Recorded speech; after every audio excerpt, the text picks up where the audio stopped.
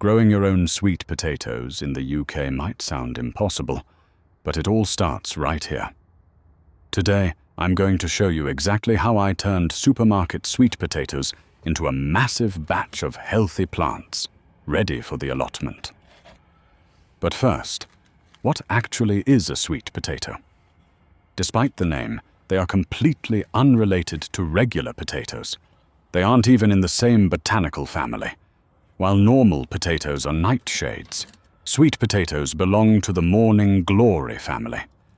They are tropical veining plants that originated in Central and South America thousands of years ago.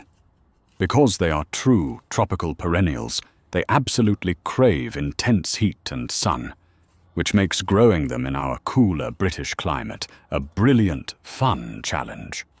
Because they are so different from standard potatoes, you can't just bury a tuber in the ground and expect it to grow.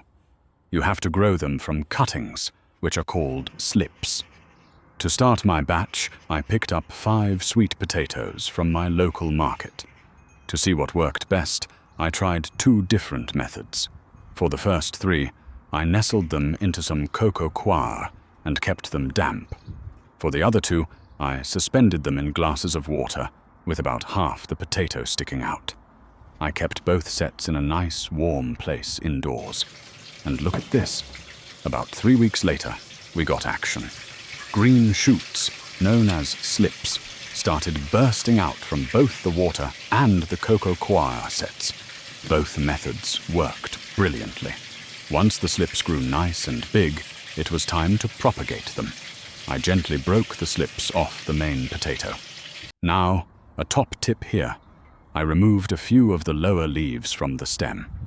This stops them from rotting and gives the plant more energy to focus on making roots. I popped these cuttings back into water or damp Coco coir to let them do their thing. Before long, they exploded with fresh white roots.